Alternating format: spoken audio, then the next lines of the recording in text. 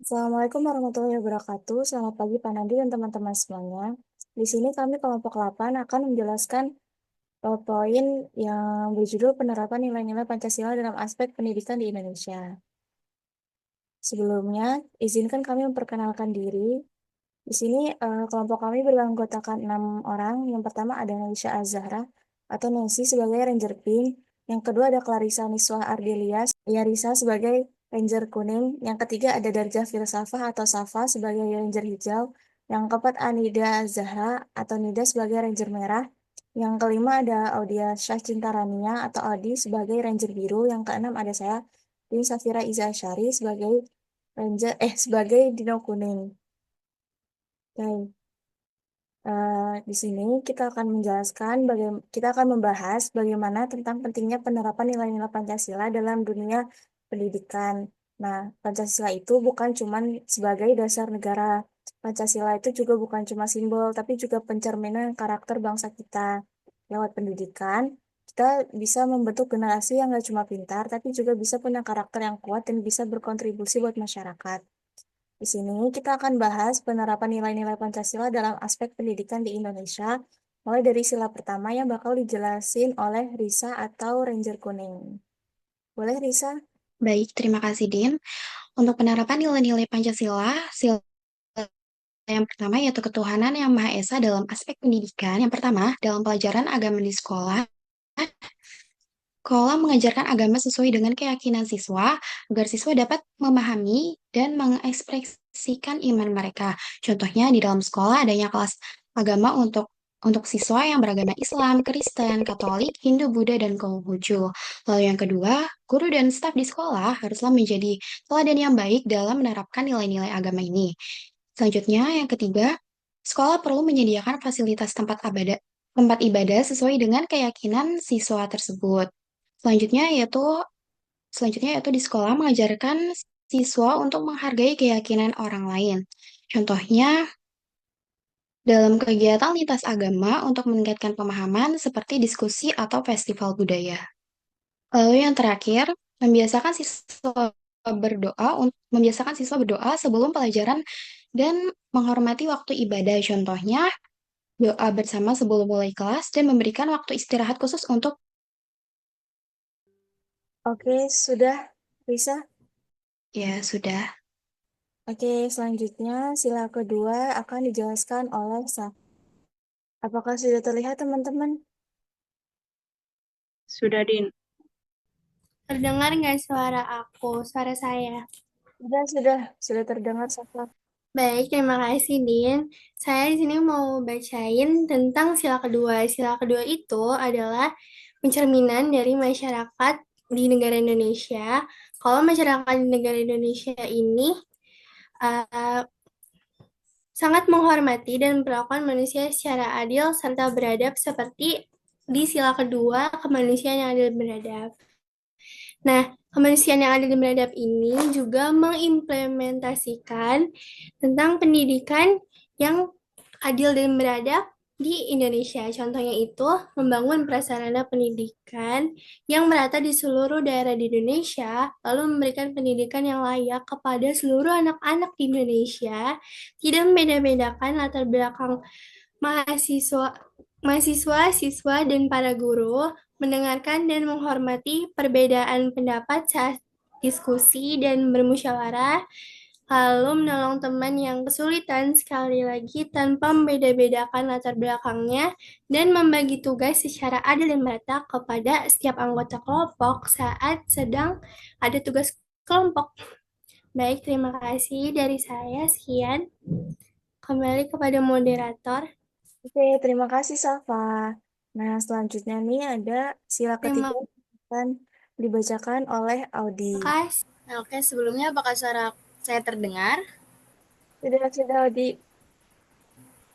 Oke, terima kasih ya Dino Kuning sebagai moderator. Di sini saya akan menjelaskan sila ketiga tentang penerapan nilai-nilai Pancasila dalam aspek pendidikan di Indonesia. Tentunya dalam sila ketiga ini kita harus tetap menunjukkan apa itu arti sila ketiga, yaitu Persatuan Indonesia, di mana Persatuan Indonesia ini tuh mengajarkan bahwa semua orang di lembaga pendidikan harus diperlakukan sama tanpa memperdulikan latar belakang, suku, ras, agama, atau bahkan golongan.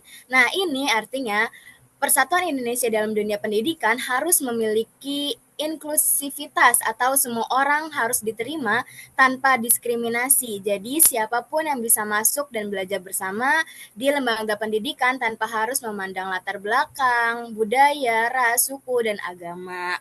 Lalu ada perlakuan adil di mana setiap individu atau setiap dalam masyarakat kelompok itu tuh harus menunjukkan sikap yang mencerminkan persatuan tanpa sekali lagi memandang ras, suku, agama, dan mendiskriminasi suatu orang atau kelompok tertentu gitu loh. Jadi ini bisa dilihat dari kerjasama dan saling menghormati di antara siswa, guru, staf, dan lainnya. Lalu yang terakhir ada keadilan karyawan dan pekerja, di mana semua staf, semua guru, semua mahasiswa atau semua siswa itu tuh harus diperlakukan adil, diperlakukan sama, diperlakukan dengan setara tanpa adanya pilih kasih, tanpa memandang latar belakang, tanpa memandang suku, ras, agama, ataupun golongan. Nah, kayaknya cukup segitu aja tentang sila ketiga ini. Kembali ke moderator. Terima kasih. Oke, terima kasih banyak di penjelasannya. Di selanjutnya sila keempat akan dijelaskan oleh Nesi. Silakan Nesi, waktu dan layar kami persilakan. Oke, terima kasih moderator. Selanjutnya di sini aku bakal ngejelasin tentang sila keempat yaitu kerakyatan, hikmat bijaksanaan dalam permusyawaratan perwakilan. Yang pertama itu ada pengambilan keputusan secara demokratis.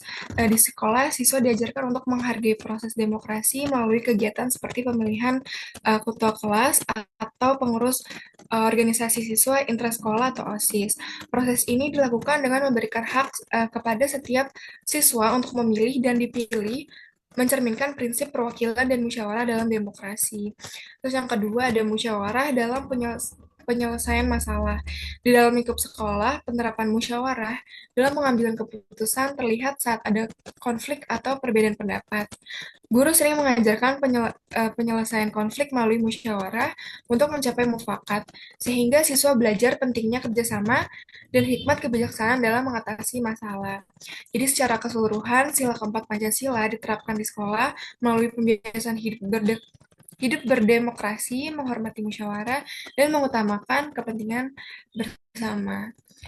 Nah, segitu aja dari aku. Silakan dilanjut moderator, terima kasih. Oke, terima kasih Nesi. Oke, terakhir ada sila kelima akan dijelaskan oleh Nida. Sebentar. Terima kasih moderator. Selanjutnya saya akan menjelaskan penerapan Pancasila dalam bidang pendidikan yang pada sila kelima keadilan sosial bagi seluruh rakyat Indonesia. Penerapan sila kelima ini dalam pendidikan itu termaksud hal yang sangat penting untuk mewujudkan cita-cita mencerdaskan kehidupan bangsa. Karena dengan memberikan pendidikan yang adil dan berkualitas, maka kita akan dapat mencetak generasi penerus yang memiliki rasa keadilan sosial yang tinggi dan juga mampu membangun masyarakat lebih baik. Itu ada beberapa contohnya. Yang pertama itu ada pendidikan gratis atau terjangkau. Pemerintah memberikan akses pendidikan yang gratis atau terjangkau, terutama untuk jenjang pendidikan dasar dan menengah, sehingga semua anak dari berbagai kalangan ekonomi dapat memperoleh pendidikan yang layak. Yang kedua, ada pemerataan fasilitas pendidikan, peningkatan infrastruktur dan fasilitas pendidikan di daerah terpencil atau tertinggal. Ini memastikan bahwa siswa di seluruh Indonesia memiliki kesempatan yang sama untuk belajar dengan fasilitas yang memandai, baik di kota maupun di desa. Nah, yang terakhir itu ada program beasiswa, penyediaan beasiswa bagi siswa yang kurang mampu, serta penghargaan bagi siswa yang berprestasi. Hal ini membantu mereka melanjutkan pendidikan ke jenjang yang lebih tinggi terlepas dari kondisi ekonomi mereka. Sudah moderator, terima kasih. Oke, terima kasih banyak ya teman-teman atas penjelasannya. Nah, Di sini saya akan mengambil kesimpulan dari penjelasan teman-teman semua. Kesimpulannya adalah penerapan nilai-nilai Pancasila itu di sekolah itu sangat penting untuk membentuk siswa yang berkarakter baik, seperti menghormati orang lain, bersikap adil, dan peduli pada sesama. Pendidikan itu berperan sangat besar dalam menanamkan nilai-nilai agar siswa dapat menghadapi tantangan zaman. Nah, meskipun tantangan di era digital dan globalisasi makin besar, sekolah bisa mengajarkan Pancasila dengan cara yang lebih kreatif dan relevan.